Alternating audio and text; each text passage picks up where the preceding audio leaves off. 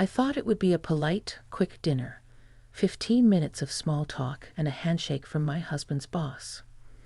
I didn't expect a quiet corner table, a sealed envelope with my name on it, and a moment that would change how I saw my marriage and myself. Before I begin, do me a favor if you're watching this. Tell me which city you're tuning in from in the comments. I love picturing the places where people listen. Maybe you're in Phoenix with that big sky, or in Boston with the brick and the breeze, or in a little town where the diner still knows your order. Share your city so I can imagine your streetlights as I tell this. The invitation came on a Tuesday, tucked between a grocery list and a phone charger on our kitchen counter. A heavy white card, clean letterpress, the kind of paper that makes a soft sound when you run your thumb across it. Randy's handwriting was neat and square. Jean, would you join me Thursday for dinner at Morningside? I'd like to thank you personally. It was strange enough to make me pause. My husband's boss inviting me, just me, to a restaurant known for thick steaks and red leather booths. I turned the card over like it might have more to say on the back. I could have ignored it, but curiosity can be louder than comfort. My husband raised his eyebrows when I showed him. Randy's old school, he said. He's probably doing one of his courtesy things. You know, manners with a side of mashed potatoes. He was smiling, but there was something else there too, something like relief mixed with pride. Go, he urged. It'll be fine. So I went. I ironed a navy dress I keep for PTA events and funerals, applied mascara with a more careful hand than I usually bother with, and chose the pearl studs my mother gave me when I turned 30. I wanted to look like myself, just the tidy, respectable version. I drove across town as the sky melted from pink to violet, and I could already taste the restaurant's buttery air before I reached the valet stand. Morningside's doorway glowed like a promise. Inside, it was all hush and clink. The host led me past families celebrating birthdays, a woman laughing too loud at a story she'd heard before, and a man picking the cherries out of his Manhattan like each one held a secret. Randy rose when he saw me. He was taller than I remembered from the company picnic, with that gentleman's posture that comes from a lifetime of carrying a jacket properly. He wore a charcoal suit that didn't try too hard, and a tie the color of strong tea. He looked less like the boss, and more like an uncle who's good at fixing leaky faucets. Jean, he said warmly, as if my name were a reassurance. Thank you for coming. He pulled out my chair in that careful, practiced way. When I sat, the leather sighed beneath me, and the candle between us made two little moons in his water glass. We talked the way two people talk when they're sorting out the shape of a conversation. Weather first. It had rained earlier, that soft kind of rain that makes the street sparkle and the grass forgiving. Then small talk about traffic, about parking, about how restaurants should stop putting tiny flowers on salads because no one knows if we're supposed to eat them. His smile had a kindness to it that surprised me. I'd expected sharp edges. A man who spent his days cutting figures and rearranging calendars, but he spoke like someone who'd learned his manners from a grandmother. Menus arrived, heavy as family Bibles. We ordered without much fuss. He took the steak. I chose the trout. When the server left, Randy leaned in slightly, elbows off the table, hands folded like a careful prayer. I wanted to speak with you privately, he said, because gratitude doesn't always fit neatly into a staff meeting. My spine did that little ripple that happens when you're not sure if you should smile or brace. I told myself to breathe. I took a sip of my water, and it was cold and clean and grounding. You know your husband is talented, Randy went on, and steady, which is rarer than talent. He glanced down for a moment, then back at me. But anyone who stays late and comes in early isn't doing that alone. There's a person at home turning down the oven, keeping a list, reminding the house that morning will come. I just wanted to say, I notice. It was such a simple thing. I felt it like heat moving up my throat. I laughed, because what else do you do when someone says something uncommonly decent? I think he'd work just as hard if I were a disaster. I joked. He's stubborn like that. Stubbornness can be a virtue, Randy said, amusement softening his eyes. And so can loyalty. Our food arrived with the comforting weight of plates placed by hands that have done this thousands of times. The trout smelled like butter and lemon and a little bit of the ocean. We ate and talked about ordinary things that can, if you hold them up to the light, suddenly look extraordinary. His first job bussing tables. How he learned to tie a tie by watching his father in the hallway mirror. The way his wife, years ago, used to tape little grocery lists onto the fridge with washi tape, because the paper looked happier that way. I looked at his left hand without meaning to, old habit, I guess, and saw a plain gold band. Something about that steady ring made me settle a little deeper into my chair. There was a rhythm to the meal. Bite, question, answer, the kind of flow that makes you forget you were nervous. He asked about me, not just the polite stuff. He asked what I do when the house is too quiet. I repot plants and listen to old vinyl, even when they crackle. He asked where I go when I'm sad. The library, always the library. It smells like my childhood. He asked what I loved as a girl that I'd misplaced along the way. That one stayed between us for a minute, hovering like steam. I told him about the piano, about my mother's upright, how its walnut finish had little dents from cousins' belt buckles at Christmas, how I'd learned scales by watching my father's elbow more than his fingers.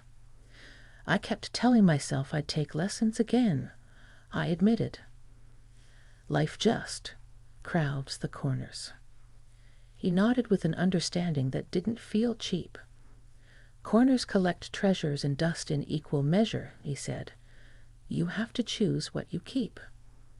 The candle burned a little lower. Voices from other tables rose and fell like an easy tide. Somewhere across the room, a man told a joke so good that strangers smiled at the sound of it. I looked around and thought about how many decisions and secrets and small mercies a restaurant like this holds, night after night. So many beginnings, so many endings, all tucked between courses. Randy dabbed his mouth with his napkin, then set it down gently. Jean, he said, voice warm but more deliberate now, I invited you because there's something I wanted to give you. It's not a company thing, and it's not a performance thing. He shook his head with the ghost of a smile. It's a person thing. There's a small, unmistakable silence that comes before certain kinds of moments, like the air knows to step aside. He reached into the inside pocket of his jacket and pulled out a simple cream envelope. No embossing, no frills. Just my name in ink that looked like it had been chosen carefully. Jean. I looked at it, then at him, and that old nervousness stretched its legs. The mind does cartwheels when it doesn't know what's coming. Is this odd? Is this kind? Is this the beginning of something complicated? I thought of my husband at home, feet up, the game playing too loud, his laugh when I tell him stories out of order. I thought of how trust isn't one big thing, but 1,000 small things that hold hands. It's not what you're thinking, Randy said softly, as if he'd seen the flicker on my face. No strings, no awkwardness, just a thank you, from me and someone else. I slid my finger under the flap. The paper let go with a sigh. Inside was another envelope, smaller, the kind stationery stores tuck into little drawers, and beneath it a folded note on Morningside letterhead. I could feel that the smaller envelope held something with a bit of weight, stiff and smooth, like a gift card or a certificate. The folded note was lighter, more fragile, like a leaf you press in a book. Take your time, Randy said. his hands resting palm down on either side of his plate, like he was holding the table steady. I didn't open it yet. I let myself look around the room one more time, as if I might want to remember the scene the way it was before it changed. The servers were clearing a birthday cake 3 tables over, carrying it like it contained a secret wish. The couple in the booth behind us had one of those low, conspiratorial conversations that makes you want to lean closer even if you never would. The candle between us was smaller now, but still sure of itself.